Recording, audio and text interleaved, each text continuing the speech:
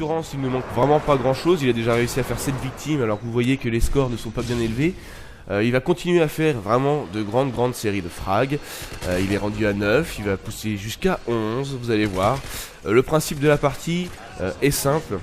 Il désirait faire une belle partie dans un premier temps et il désirait surtout réaliser un maximum de frags et de séries d'élimination afin de débloquer un maximum de killstreaks.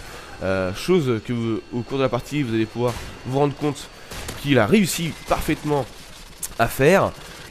Ses armes, vous voyez qu'il utilise l'AK-47 silencieux. Je pense qu'il a les balles chemisées afin que les ennemis puissent mieux prendre leurs balles.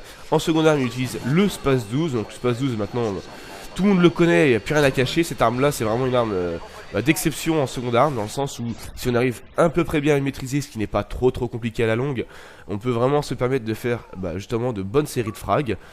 Il a vraiment une puissance abominable ce Space 12 en MW2, donc c'est vraiment une combinaison d'armes vraiment parfaite pour réaliser de bonnes séries d'élimination. Vous allez voir que sa technique n'est pas bien compliquée. Alors certains pourront penser ouais mais c'est de la camp, machin, tout ça.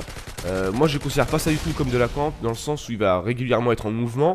Mais c'est vrai que vu que nous sommes en domination, chose que j'avais pas précisé au début de la vidéo, il va avoir tendance à privilégier comment dire, je m'emmêle les pinceaux, quelques secteurs de la carte. Vous voyez que là il est perché en hauteur. Il va rester dans des secteurs où il va ne pas trop bouger, il va bouger dans ce secteur même sans rester toujours en place, comme là il va rester à l'étage afin de faire un maximum de victimes qu'il peut croiser, et quand il aura fait son quota, il va se déplacer dans une autre zone afin de faire la même chose. Donc ce n'est pas l'équivalent du campeur qu'on peut voir sur les killcams, c'est-à-dire qu'il se trouve derrière une boîte en carton, encore une fois, un tonneau, ce que vous voulez, là, nez dans le viseur à attendre que les ennemis passent. Lui il cherche quand même à débusquer les ennemis dans des endroits stratégiques afin de se protéger lui-même et de continuer son massacre.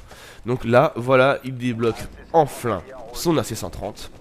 Il s'est caché pour être tranquille, et là vous allez voir qu'il maîtrise plutôt pas mal, parce que bon bah ceux qui jouent souvent à MW2, qui sont des vrais fans de ce jeu, qui n'est pas mon cas, moi j'adore MW2 mais c'est vrai que je suis pas super bon. Et ben l'AC-130 quand il est débloqué c'est bien, mais il faut savoir quand même l'utiliser. Bon, vous allez me dire, c'est vrai qu'il faut tirer des gros missiles ou des petits missiles, il y a plusieurs calibres, dans l'ensemble on est sûr de faire des victimes. Après ça dépend aussi des cartes et tout ça. Mais il va passer d'un calibre à l'autre, du 25 au 40, du 40 en 105 mm, relativement aisément. Et il va vraiment assurer des doubles éliminations et des multi-kills facilement. Voilà, donc là c'est vite fini, mais vous allez voir que les killstreaks il en a encore un bon paquet. Il a encore son Pavlo qui a été envoyé il me semble. Donc c'est ça qui me gênait un petit peu moi dans le W2. Là cette série de victimes et tous ces killstreaks lâchés à la volée comme ça lui permettent de réaliser une belle partie et un vrai carnage au niveau des scores. Donc c'est très bien. Mais quand vous vous mettez dans la peau des joueurs en face, en fin de compte, ce qui est souvent mon cas, vu que je n'ai pas encore débloqué autant de killstreaks d'affilée dans une W2, je n'y ai pas assez souvent joué, je suis pas assez fort. Ce qui se passe, c'est que en fin de compte, vous pouvez plus rien faire. C'était un peu le problème de MW2. Super jeu, je suis d'accord, mais c'est vrai que de pouvoir lâcher une panoplie de killstreaks à la volée, de leur débloquer à chaque fois. Vous voyez, comme là, on est encore à 7 d'affilée, il lâche son pré.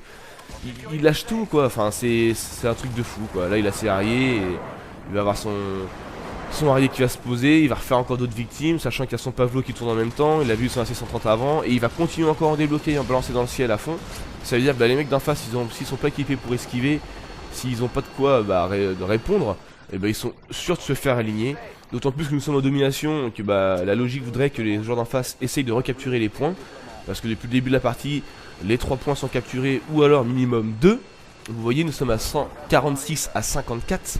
Donc c'est quand même une bonne petite volée pour le moment. Et ça va continuer, voilà, il débloque encore son AC-130. Donc comme je vous l'ai expliqué, c'était vraiment le but de la partie. Il désirait faire un maximum de séries de victimes pour débloquer le plus de killstreaks possible et de faire un vrai carnage. Le but était là, il l'a réussi. Sur la carte Subbase, je n'ai pas parlé de la carte, donc Subbase, carte qui est débloquée dès l'achat du jeu, c'est pas dans un pack de map, vous l'avez dès le départ, carte connue par tout le monde. Carte qui est relativement sympa, moi je trouve que c'est une carte qui est plutôt pas mal, dans le sens où vous voyez quand on a des killstreaks qui vous permettent comme AC-130 ou autre de broyer du bonhomme à volonté depuis le ciel, on a quand même dans l'ensemble une vue découverte, une vue dégagée pour pouvoir s'amuser et s'exprimer avec son AC-130.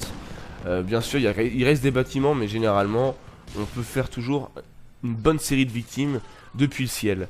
Ensuite, c'est une carte, ouais, je la trouve plutôt jolie, je la trouve sympa. Il y a de quoi se cacher, il y a de quoi rusher, c'est une carte relativement complète. Dans l'ensemble, il y a pas plus de campeurs sur cette carte que sur d'autres. Au contraire, moi j'ai toujours l'impression que surtout dans des modes comme la domination, les gens ont tendance à soit rusher, soit faire comme notre ami Hellspawn, tourner dans des zones bien précises afin de défendre un drapeau particulier. Là vous voyez que depuis tout à l'heure il est mort qu'une seule fois, du coup il commence à être un petit peu en galère de munitions. Il fait le tour de la map, il continue à rusher quand il peut pour tuer quelques ennemis afin de récupérer des armes, et continue sa fameuse technique de protection de zone, afin de s'assurer une victoire complète et de finir juste sur une seule mort, et ne pas mourir plus souvent que ça. Là il se fait tirer, il a chaud au cul, heureusement il a son petit cataracte cardiaque